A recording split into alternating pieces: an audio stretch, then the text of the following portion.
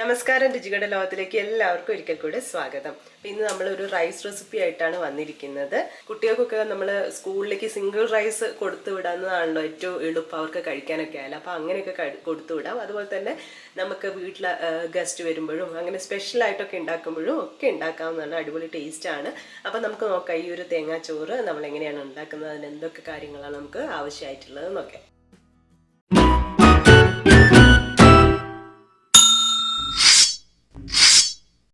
ഇതിനു വേണ്ടി നമ്മൾ ബസ്മതി റൈസ് ആണ് എടുത്തിരിക്കുന്നത്. ഞാൻ 1 കപ്പാണ് എടുത്തിട്ടുള്ളത്. അപ്പോൾ ആദ്യം ഇതൊന്ന് നമുക്ക് കഴുകി എടുക്കണം.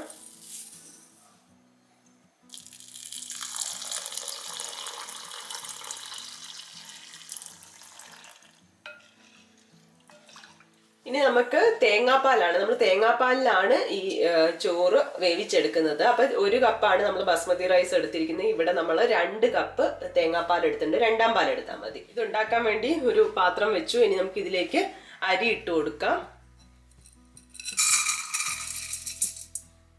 ഇതിലേക്ക് നമുക്ക് തേങ്ങാപ്പാൽ ഒഴിച്ചു കൊടുക്കാം.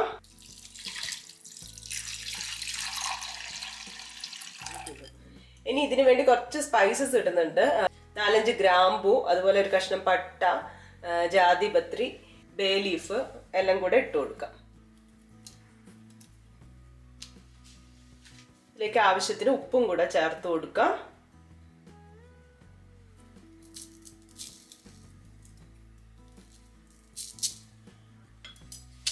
ഇനി നമ്മളിത് അടച്ചു വെച്ചിട്ട് ഒന്ന് കുക്ക് ചെയ്തെടുക്കുകയാണ്. ഇത് ഏതാണ്ട് വേവേണ്ട ഒരു സമയമായിട്ടുണ്ട്. നമുക്ക് തുറന്നു നോക്കാം. ഇത് കറക്റ്റ് ആയിട്ടുണ്ട്.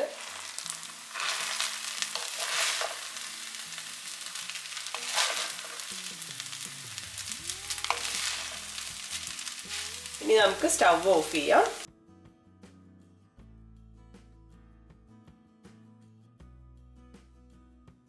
ഇനി നമ്മൾ അണ്ടിപ്പരിപ്പും മുന്തിരിയും വറുത്തെടുക്കുകയാണ് ആദ്യം ചെയ്യുന്നത്. അതിന് വേണ്ടിയിട്ട് നമുക്കിതിലേക്ക് കുറച്ച് നെയ്യ് ഒഴിച്ചു കൊടുക്കാം. ഇതിലേക്ക് നമുക്ക് ആദ്യം അണ്ടിപ്പരിപ്പ് ഇട്ട് കൊടുക്കാം.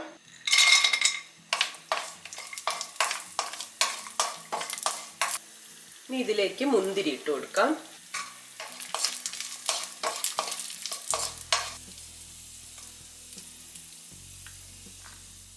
ഇനി കുറച്ച് കാര്യങ്ങൾ കൂടി വറുക്കാനുണ്ട്. അതിനുവേണ്ടി നമുക്ക് ആദ്യം നെയ്യ് ഒഴിച്ചു കൊടുക്കാം. കുറച്ചുകൂടെ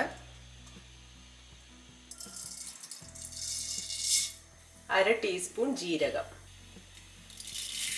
കടുക് പൊട്ടി വരുമ്പോൾ ഇതിലേക്ക് ഒരു പിടി കടലപ്പരിപ്പ് ഇട്ട് കൊടുക്കാം. അതുപോലെ ഒരു പിടി ഉഴുന്നിട്ട് കൊടുക്കാം. ഇനി ഇതൊന്ന് മൂത്ത് വരണം. ഉഴുന്നും അതുപോലെ തന്നെ കടലപ്പരിപ്പ് മൂത്ത് വരുമ്പോൾ നമ്മൾ ഇതിലേക്ക് തേങ്ങ ചേർത്ത് കൊടുക്കുകയാണ്. 1 കപ്പ് ചിരകിയ തേങ്ങ എടുത്തിട്ടുണ്ട്. ഇതിലേക്ക് 2 വറ്റൽമുളക് ഇട്ട് കൊടുക്കാം. കുറച്ച് കറിവേപ്പിലയും കൂടെ ഇടാം. ഇതിലേക്ക് കുറച്ച് കായത്തിന്റെ പൊടി ചേർക്കുന്നുണ്ട്.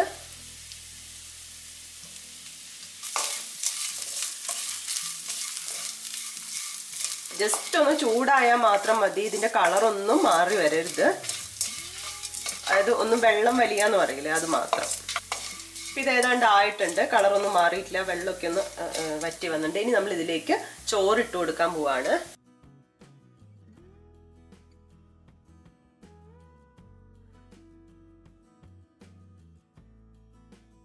ഇതിലേക്ക് നമുക്ക് വറുത്ത് വെച്ച അണ്ടിപ്പരിപ്പും മുന്തിരിയും ഇട്ട് കൊടുക്കാം.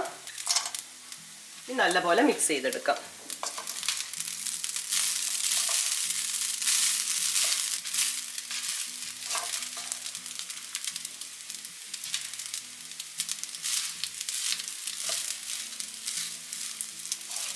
നന്നായിട്ട് മിക്സ് ചെയ്തെടുത്തിട്ടുണ്ട്. ഇനി നമുക്ക് സ്റ്റവ് ഓഫ് ചെയ്യാം.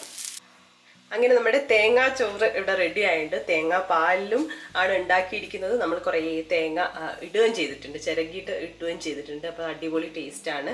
ഇതിപ്പോൾ ചിക്കൻ കറിയുടെ കൂടെ ആയാലും അല്ലെ പനീറോ മുട്ടക്കറിയോ ഒക്കെ ഇതിന് പോകും. കുട്ടികൾക്കൊക്കെ ലഞ്ച് ബോക്സിൽ കൊടുക്കാവുന്നതാണ്. അപ്പോൾ എല്ലാവരും ട്രൈ ചെയ്ത് നോക്കി നിങ്ങളുടെ അഭിപ്രായങ്ങളൊക്കെ അറിയിക്കുക. പുതിയൊരു വീഡിയോ ആയി കാണുന്നവരെ ബൈ.